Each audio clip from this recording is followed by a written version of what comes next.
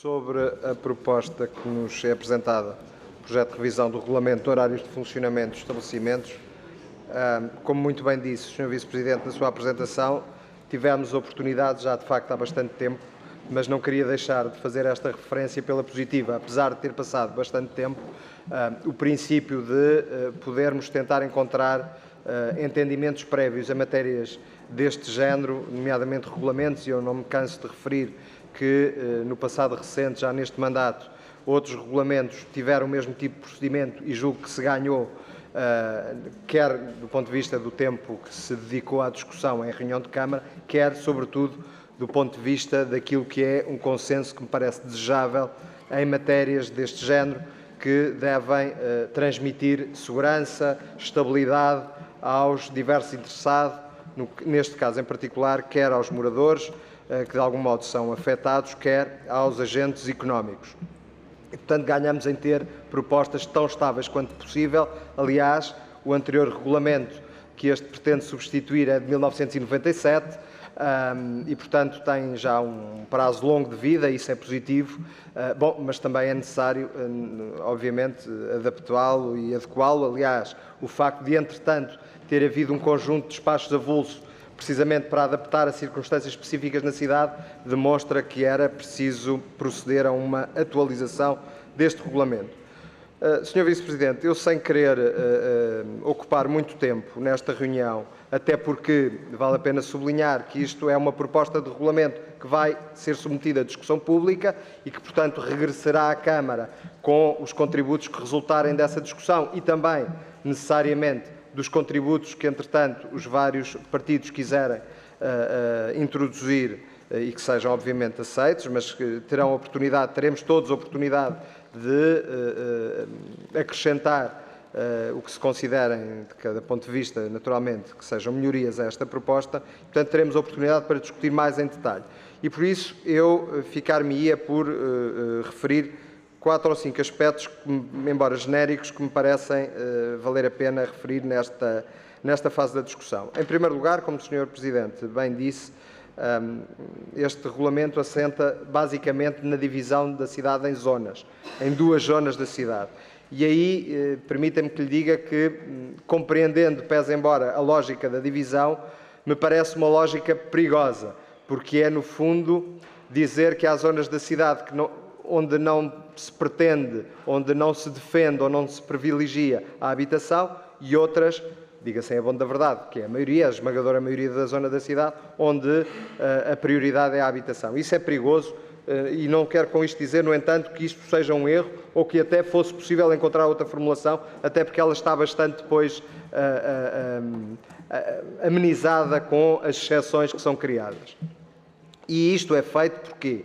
Porque a lógica deste regulamento é muito em função dos incómodos previstos como decorrência do funcionamento dos estabelecimentos, ou seja, no essencial em relação ao ruído. Vale a pena assumir isto sem dúvidas.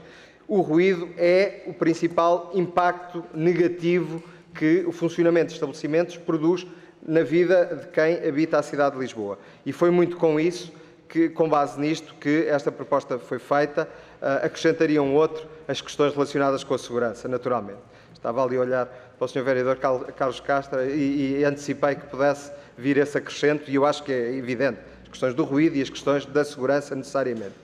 Mas eu centrava-me no ruído, até porque as questões de segurança, temos corpos policiais, a Polícia Municipal e não só, que têm sido capazes de conter, diminuir alguns desses impactos negativos. Em relação ao ruído, nós não temos sido tão bem sucedidos no município de Lisboa, eventualmente noutros, mas para o que importa, no município de Lisboa.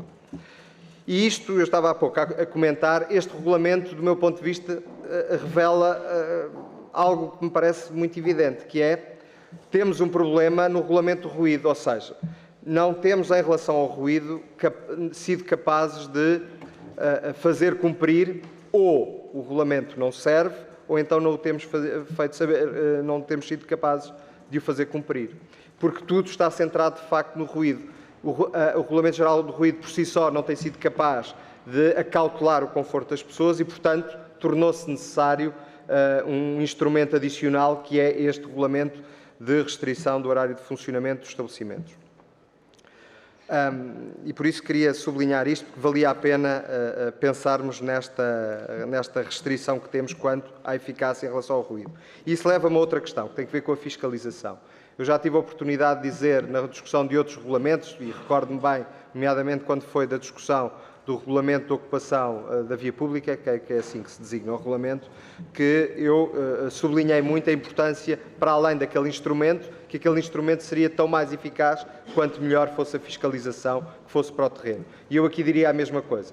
Não basta termos um regulamento bom, é preciso ter um regulamento que seja efetivamente cumprido e, para isso, precisamos de melhorar significativamente a fiscalização e eu deixava esta questão como preocupação para agora ou mais tarde o Sr. Vereador poder dar alguma tranquilidade quanto a esta preocupação.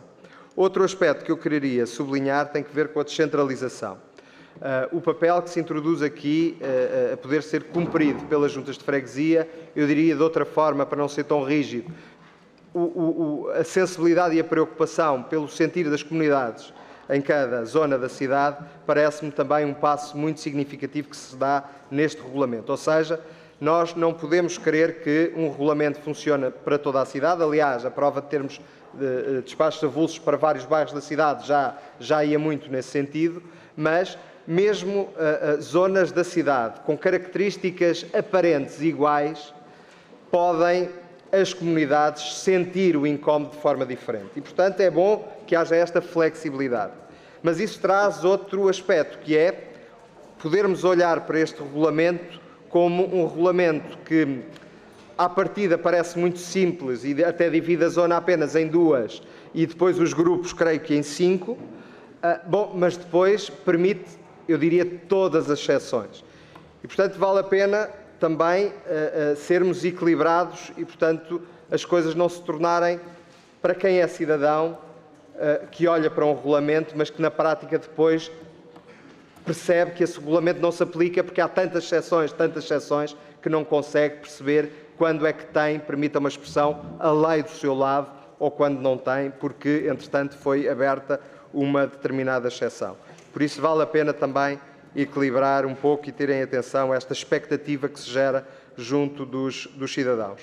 Uma última nota, Sr. Presidente, no que diz respeito às lojas de conveniência. Eu tive, na ocasião em que conversámos sobre esta matéria, a oportunidade de fazer referência e de chamar a atenção para a preocupação do papel que as chamadas lojas de conveniência têm naquilo que é o ruído que é provocado na rua, porque não vale a pena fingirmos que as coisas não são assim. Hoje em dia, a prática instalada na cidade de Lisboa é de que muitas destas chamadas lojas de conveniência fornecem bebidas alcoólicas que são consumidas na rua e isso tem impactos negativos e transtorna o bem-estar das pessoas, junto das quais depois esse consumo e o convívio que é legítimo naturalmente associado a esse consumo provoca.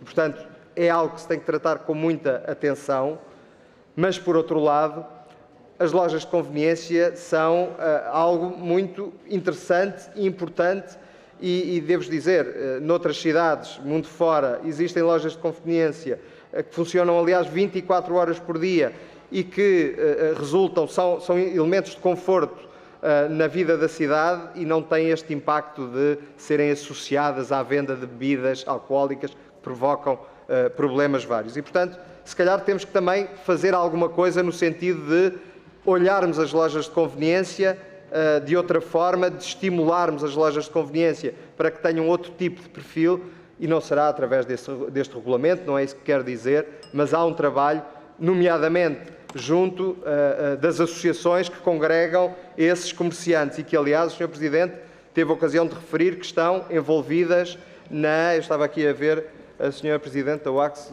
eu creio tê-la visto, aqui, exatamente. E, portanto, enfim, esses parceiros são parceiros importantes para este trabalho de sensibilização para o papel que as lojas de conveniência têm. Portanto, se elas não tiverem associada diretamente, esta lógica de loja de conveniência significa venda de álcool, barulho, ruído, problemas de insegurança, bom, então se calhar podemos pensar que as lojas de conveniência podem até ter um horário que é previsto como exceção, mas que, em regra, podem vir a ter até outro horário e todos beneficiariam com isso, mas acho que é matéria a ponderar durante este período de discussão pública. E por isso, Sr. Presidente, do nosso ponto de vista, o regulamento está em condições de naturalmente seguir para este processo. Estaremos interessados e empenhados em dar o nosso contributo para o poder melhorar e, por isso, da nossa parte, para já, é isto que se nos oferece dizer. Muito obrigado, Sr. Presidente.